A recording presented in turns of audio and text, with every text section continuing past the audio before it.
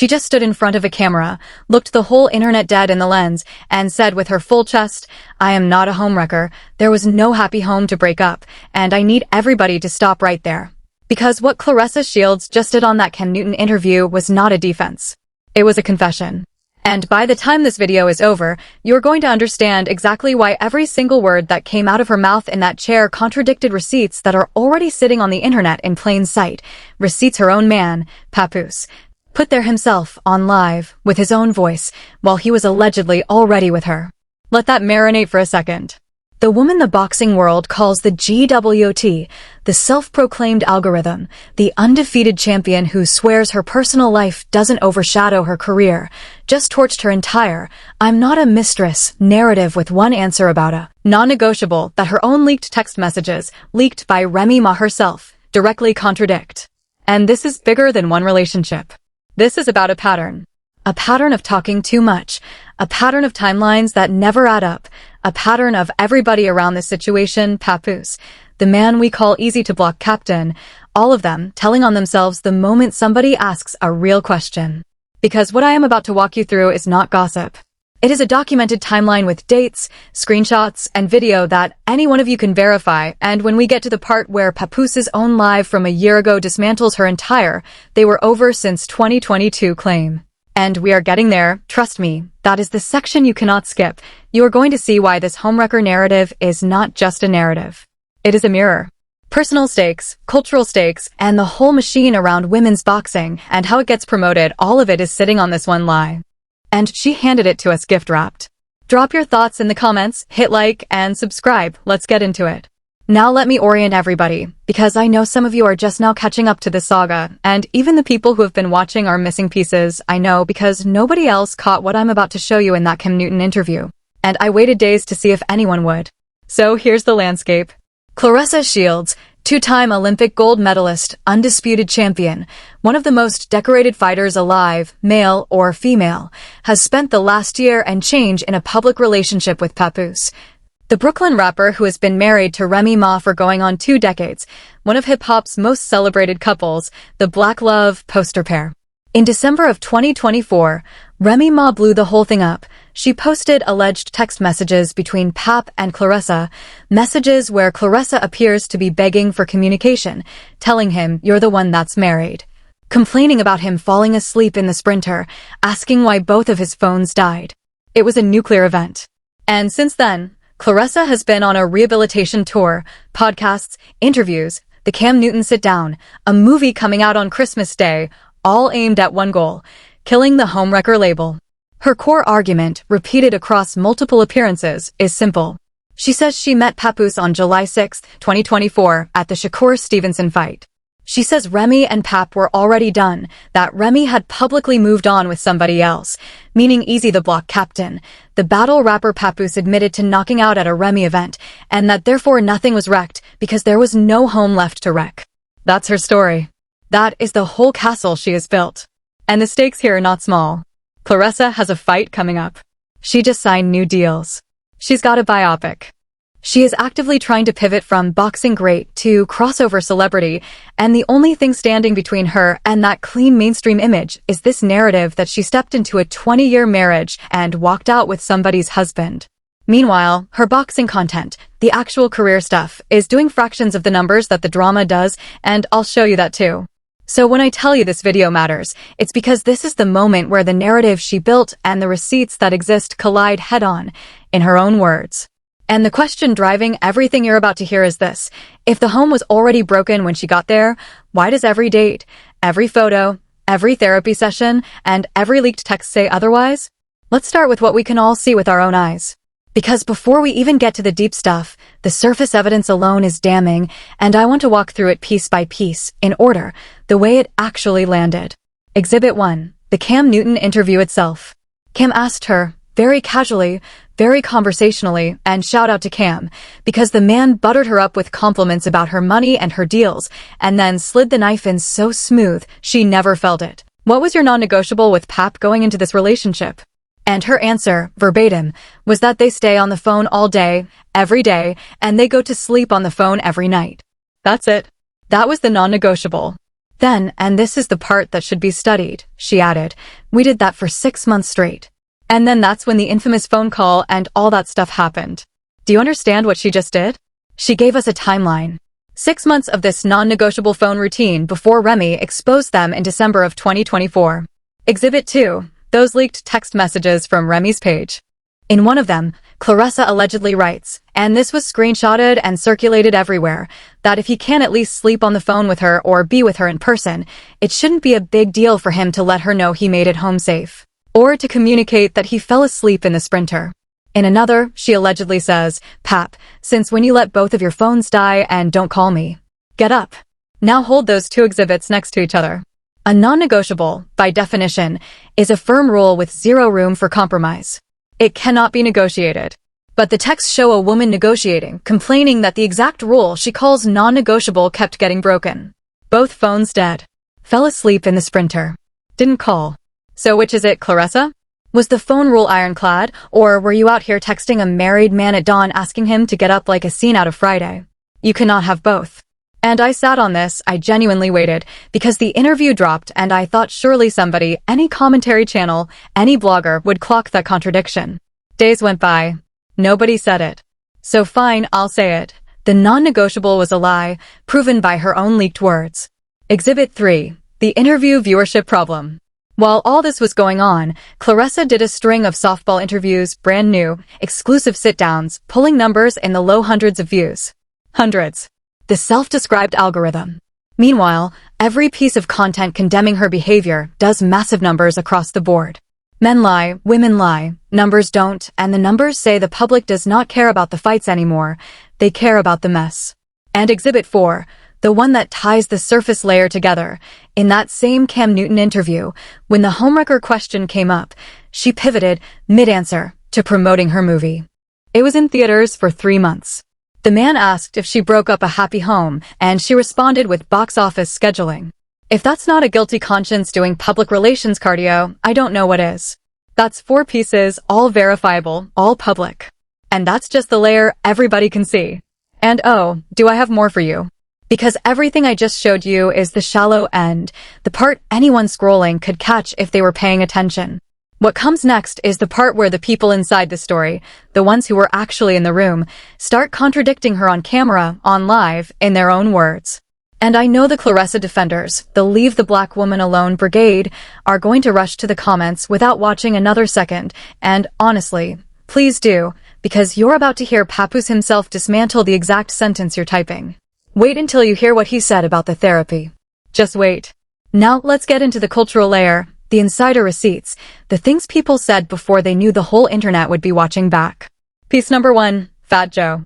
In the middle of this whole storm, Fat Joe went on record, and this was widely reported and discussed across hip-hop media, saying that Papoose and Remy were out to dinner together the day before Remy exposed everything publicly.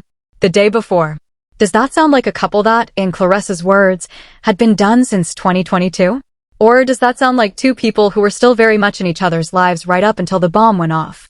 Piece number 2, the timeline evidence that's been sitting in plain sight, and I laid this out in detail in my Dark Secrets video, and if you haven't seen that one, stop, go watch it, then come back, because the dates matter. Papoose and Remy Ma attended the Errol Spence vs. Terrence Crawford fight together. That was July 29th, 2023, and the footage and photos show Pap all over his wife, hanging on her, both of them looking like they're having the time of their lives. Fat Joe even liked the post. That same year, 2023, Papoose was publicly calling Remy his beautiful wife when she appeared on the Drew Barrymore show. This is a man who, according to Claressa's sworn timeline, had already watched his marriage die in 2022, had already allegedly been cheated on, had already knocked out Easy the Block captain at that February 2023 battle with Hitman Holla, and yet 5 months later, he's draped over his wife at the biggest fight of the year and calling her beautiful on Instagram. Make it make sense. Piece number 3, Claressa's own family. Her own sister went on live, you can find this yourself, I don't have to make anything up with these people, and essentially said Claressa dates married men too, and nobody cares. When your own blood is co-signing the allegation you're on a press tour denying, that is not a narrative problem. That's a character problem. And piece number 4, and this is the one that shifts the entire picture. Claressa told Cam Newton on camera that Easy the Block captain situation, the knockout, happened back in 2021, 2022, and her exact words were, "Why you think he knocked Buddy out? That was back in 2021, 2022. I ain't no pap. I met him 2024, July 6th to be exact. So it wasn't a happy home to break up." She's using the knockout as proof the marriage was already dead. But the battle where Papoose put hands on Easy, the Hitman Holla card, was February 25th, 2023. Documented. Dated. And by Papoose's own account of that night, which you'll hear shortly, Remy went home with the other man afterward, and Pap went home and kept trying to save the marriage. So her foundational exhibit, the knockout, happened on a date that destroys her own timeline instead of supporting it. Now, I want to be fair for a second, because I'm not here to be a propagandist. Could it be that Remy and Pap had an arrangement, an open understanding, and Claressa genuinely believed the marriage was over? That would be a reasonable defense. I considered it. But Papoose torched that possibility himself, on live, in his own words, explicitly saying there was never any agreement. And that is where the gear shifts, because once you hear what this man said in that live, you stop asking, is Claressa a homewrecker, and you start asking a much bigger question. Why is everybody in this triangle performing a story instead of telling the truth? And that's where we have to talk about what this actually is. Because here's the pattern interrupt, and I need you to lock in, because this is where we stop talking about who texted who and start talking about what this entire ecosystem is really running on. Angle number 1, the narrative economy. Claressa Shields is not stupid about one thing, she understands attention. She's been saying for years that boxing underpays and underpromotes her, and she's right about that. Women's boxing has a real structural promotion problem, and fighters like her have had to build their own visibility from scratch. But what she figured out, consciously or not, is that boxing achievement doesn't scale attention, drama does. Her fight announcements get buried, her lives yelling at people get clipped and go viral. Her exclusive sit-downs do 200 views. Every channel criticizing her does tens of thousands. She claims she's the algorithm, but the receipts show the algorithm only shows up when she's the villain of the story. And instead of correcting that, she's leaned all the way in, the bikini post wars, the body-shaming back and forths, the "my man is coming right now, he's upstairs" insecurity theater. She diversified nothing. She put every egg in the Papoose basket, professionally and personally, and a year later the relationship content is the only content of hers that moves. That's not a love story. That's a business model, and it's a fragile one. Angle number 2, the hero content problem, which is the psychology underneath all of this. Listen to how every person in this triangle describes themselves. Papoose, in that live, is husband of the year, father of the century, never cheated, never retaliated, just a loyal man enduring a wife who, his words, not mine, allegedly couldn't keep her legs closed, while he sacrificed everything for his daughter. Claressa is never at fault for anything, ever, not with Layla Ali, not with Alicia Baumgardner, not with Shadeja Green, not with Amanda Serrano, not with her own family situations, not with the media. Remy, in her telling, is the wronged genius. When every single person in a story claims to be the spotless hero, what you have is not 3 victims, you have 3 performances. Real people with real integrity can tell you where they went wrong. These 3 cannot produce one accountable sentence between them. That's not a coincidence, that's a shared psychology, and it's exactly why Claressa and Papoose found each other. Angle number 3, the media incentive structure that keeps feeding this.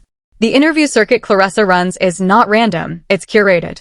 Softball podcasts, friendly hosts, 200-view exclusives where nobody asks about the married man. And when somebody does ask a real question, like the woman she snapped on over a single question, or like Cam Newton's deceptively gentle grilling, the mask slips and the defensiveness comes out. I'm the quote-unquote undefeated, and she launches into the rehearsed spill. The media that actually covers boxing got frozen out. The media that covers mess got the exclusives. That is a manufactured narrative strategy, and it worked until the receipts started talking louder than the press run. And all 3 of these angles, the attention economy, the hero content psychology, the curated media run, they all point to the same place. They point to the one thing she said in that Cam Newton chair that she can never take back. And here it is. This is the truth bomb, the thing this entire video has been building toward, and I want you to hear it exactly the way it happened. Papoose, After Remy exposed the texts, after the whole world found out about him and Claressa, at a point when, by Claressa's own math, he had already been with her for 6 months, got on live and told his side. And in that live, this man said the following, and I need you to catch every word. He said that after he found out about Remy and the lame his words, he refused to say easy the block captain's name, which is its own tell, because a man who's truly over his wife doesn't spit venom at her new dude every third sentence. He said they went to therapy. Together. He said, and I'm paraphrasing his own recorded words, that the therapist's first question was, do you guys want a divorce or do you want to work it out? And both of them said they wanted to work it out. He said the therapist built them a plan. He said Remy violated the plan and kept seeing the man. He said, quote, that he continued the marriage because he lives by his wedding vows, for richer, for poorer, sickness and health, better or worse. He explicitly denied, on camera, that there was ever any agreement to see other people. He called Remy's, "We haven't slept together since 2022, claim a lie and a fabrication." He described waking up in the middle of the night, finding her in the other bed on the phone with the man, confronting her, and still staying. This is not my interpretation. This is the man's own live, from over a year ago, publicly available. Now hold all of that against Claressa's entire press run. There was no happy home to break up. They'd been over since 2022. How am I a homewrecker when she was with somebody else? Sis, the man you are with stood in front of the world and said he was in marriage counseling trying to save his home while he was allegedly already your man. The therapy sessions. The reconciliation plan. The shared bed with their daughter between them, his own words. You cannot outrun this.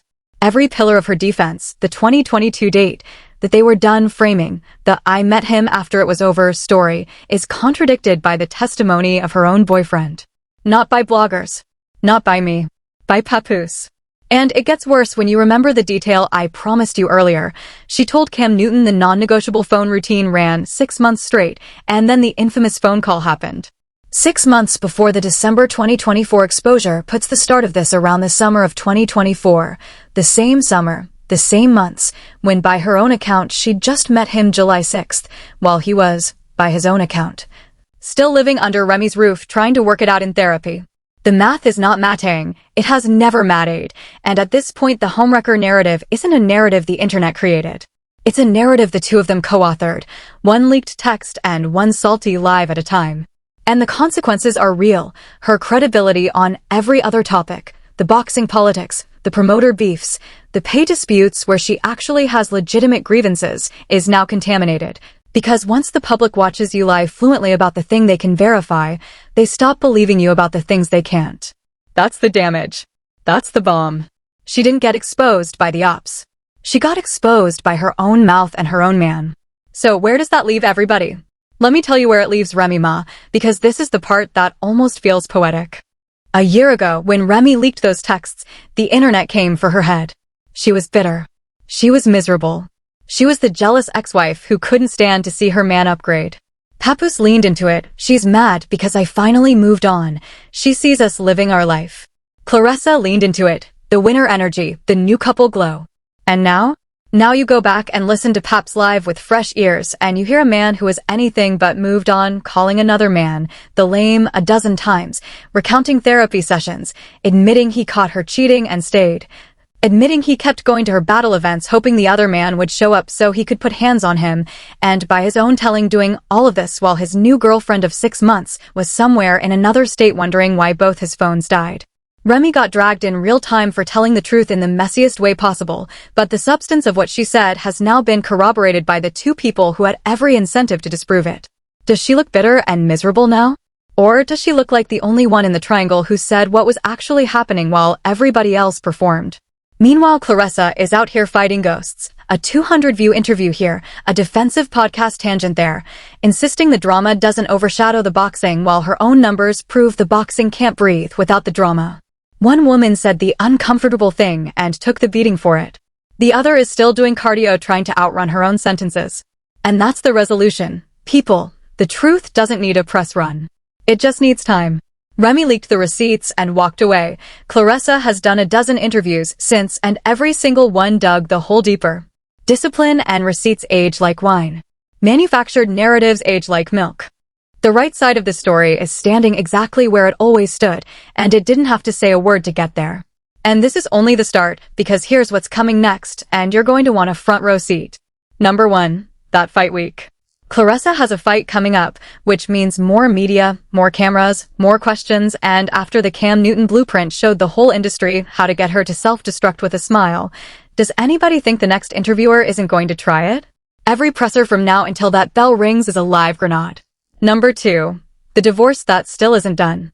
Papoose filed, electronically, reportedly, and only after Remy aired everything out, over a year after he claims the marriage was dead, and as we speak there is still no finalized divorce, no public timeline, no end date.